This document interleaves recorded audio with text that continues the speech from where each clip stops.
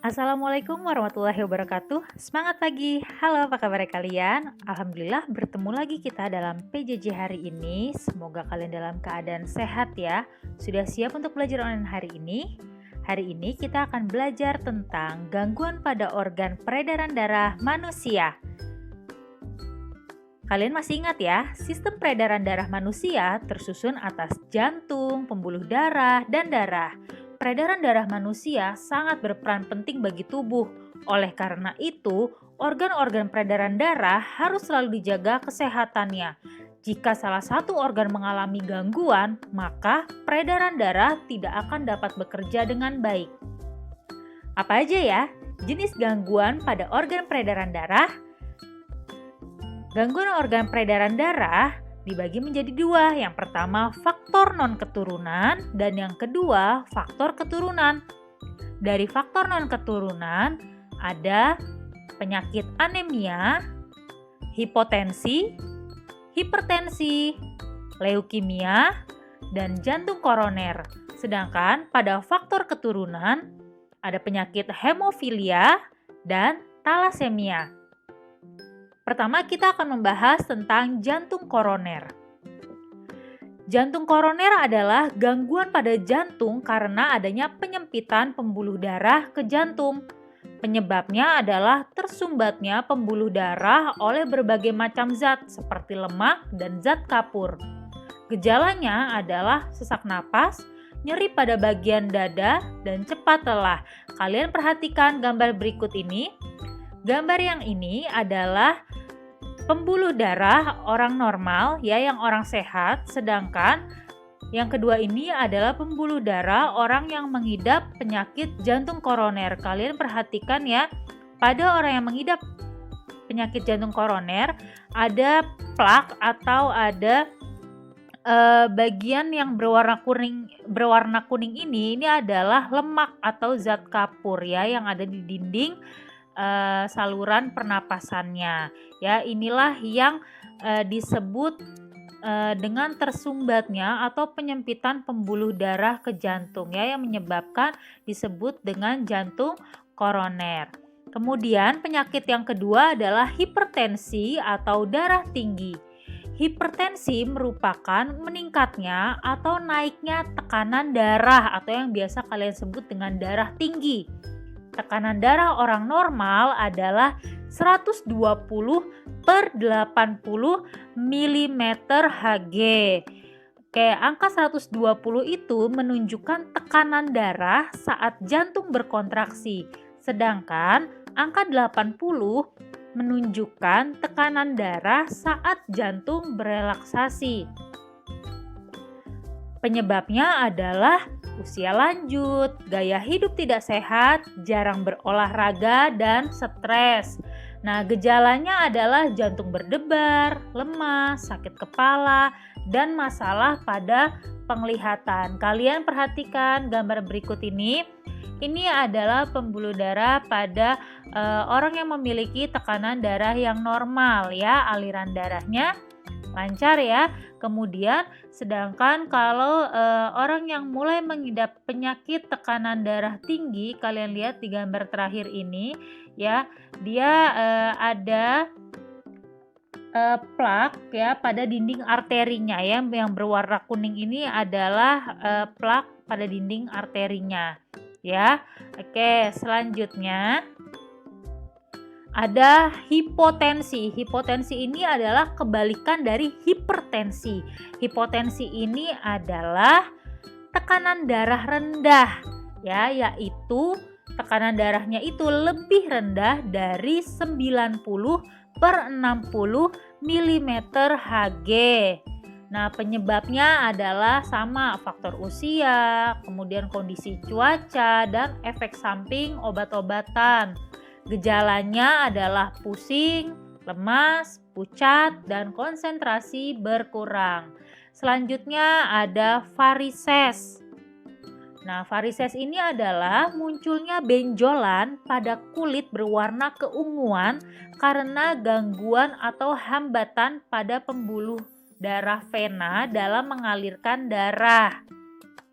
Penyebabnya adalah faktor usia, kemudian obesitas atau berat badan yang berlebih, dan posisi berdiri atau duduk bersila yang terlalu lama. Kemudian gejalanya adalah adanya benjolan, pegal-pegal, rasa panas dan perih, serta lelah di bagian tungkai. Kalian perhatikan ya, gambar berikut ini adalah gambar kaki yang kaki orang yang sehat ya, yang aliran darahnya lancar ya. Ini katupnya menutup di bagian sini ya. Sedangkan orang yang mengidap penyakit varises, kalian lihat pada bagian katup ya, itu tidak menutup dengan baik ya, sehingga terjadilah apa? Peradangan. Nah, biasanya pada orang varises biasanya dia muncullah ini ya, benjolan pada kulit yang berwarna seperti biru keungu-unguan ya, dan dia menonjol ya. Selanjutnya ada penyakit anemia. Anemia ini merupakan penyakit yang disebabkan oleh kurangnya sel darah merah dalam tubuh. Penyebabnya adalah perdarahan yang hebat, kekurangan zat besi, dan gangguan pembuatan sel darah merah pada tulang. Gejalanya adalah mudah lelah, lemas, sakit kepala, dan wajah terlihat pucat. Nah, anemia ini dapat dicegah dengan cara mengonsumsi makanan yang kaya akan zat besi. Apa aja contohnya? Misalnya bayam, telur, kacang-kacangan, ikan, dan daging sapi. Nah, kalian perhatikan gambar berikut ini. Ini merupakan sel darah orang normal ya, orang yang sehat. Sedangkan pada yang penderita penyakit anemia, dia memiliki jumlah sel darah merah yang sedikit di dalam tubuhnya ya. Karena apa? Karena tulangnya tidak mampu membuat sel darah merah ya. Kemudian selanjutnya adalah leukemia. Leukemia ini adalah kebalikan dari anemia. Leukemia merupakan kondisi ketika jumlah sel darah putih lebih banyak dibandingkan sel darah merah. Kalau tadi anemia, sel darah merahnya itu lebih sedikit, sedangkan kalau leukemia ini sel darah putihnya yang lebih banyak. Ya. Penyebabnya adalah produksi berlebihan sel darah putih pada sumsum tulang. Akibatnya sel darah putih memakan sel darah merah. Nah, gejalanya adalah mudah demam, sering mimisan, berat badan menurun drastis, dan cepat merasa lelah. Nah, kalian perhatikan gambarnya. Di sini adalah jumlah darah orang sehat, sedangkan penderita leukemia, ya kalian lihat yang berwarna putih ini adalah sel-sel darah putihnya ya. Jumlahnya ini lebih banyak dibandingkan sel darah merahnya.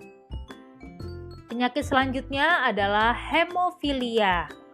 Hemofilia adalah penyakit keturunan yang menyebabkan tubuh kekurangan protein yang dibutuhkan dalam proses pembekuan darah. Saat terjadi luka, biasanya penderita hemofilia akan mengalami perdarahan lebih lama dibandingkan orang normal. Hemofilia dapat ditangani dengan pemberian obat untuk mencegah maupun mengobati saat terjadi perdarahan. Di sini ada gambarnya. Di sini ada gambar orang normal ya. Jika terjadi luka ya pada orang normal, dia akan lebih cepat darahnya itu membeku atau berhenti ya. Nah, sedangkan pada orang yang mengidap hemofilia, dia pada saat terjadi luka itu darah itu tidak membeku secara normal ya. Karena apa? Karena kekurangan protein untuk pembekuan darah ya. Kalian perhatikan, ini adalah gambar-gambar proteinnya ya. Jadi saat penderita hemofilia ini terjadi luka, darahnya ini sulit untuk membeku ya. Karena apa? Karena kekurangan protein ya di dalam darahnya. Selanjutnya, yang terakhir, penyakit terakhir adalah talasemia. Talasemia adalah kelainan pada darah yang tidak dapat memproduksi cukup hemoglobin. Hemoglobin itu adalah protein pembentuk sel darah merah yang berguna untuk mengikat oksigen dan membawanya ke seluruh tubuh. Pada penderita talasemia, sel darah merah tidak berfungsi dengan baik dan mudah rusak, sehingga oksigen yang dialirkan ke seluruh tubuh tidak cukup. Nah, gejalanya biasanya mudah lelah, lemah, anemia, hingga sesak nafas. Selanjutnya, kita akan membahas faktor-faktor yang memengaruhi kesehatan sistem peredaran darah. Yang pertama adalah gaya hidup. Ya, misalnya nih, kalian mengonsumsi makanan yang berlemak secara berlebihan, ya seperti goreng-gorengan, kemudian tidur larut malam, ayo hati-hati yang suka begadang, kemudian dan jarang berolahraga. Itu sangat berpotensi terkena gangguan sistem peredaran darah. Kemudian faktor yang kedua adalah jenis makanan yang dimakan. Jenis makanan yang kurang bergizi dan terlalu banyak mengandung lemak dapat menyebabkan penumpukan lemak di dalam pembuluh darah, ya. Akibatnya apa? Tadi seperti jantung koroner, ya, karena ada penumpukan lemak di dalam pembuluh darahnya. Kemudian faktor yang ketiga adalah faktor keturunan, ya. Seperti tadi ya. Misalnya jika orang tua ayah atau ibu menderita hemofilia, 50% anaknya itu memiliki kemungkinan untuk terkena hemofilia juga. Nah, apa saja usaha-usaha yang dapat kita lakukan untuk mencegah gangguan peredaran darah tersebut? Yang pertama adalah makan makanan yang bergizi. Jelas harus apa? Dengan gizi yang seimbang. Kemudian olahraga yang teratur, ya, jangan kebanyakan tiduran, ya. Kemudian yang ketiga adalah tidur dan istirahat yang cukup. Yang tadi ya, tidak banyak bergadang, ya. Baik, sekian pembelajaran kita hari ini. Semoga kalian paham dan kalian mengerti dengan materi yang Bu Guru jelaskan hari ini. Jika video ini bermanfaat, jangan lupa di like, komen, share, and subscribe. Selalu jaga kesehatan dan tetap belajar online di rumah aja. Wassalamualaikum warahmatullahi wabarakatuh.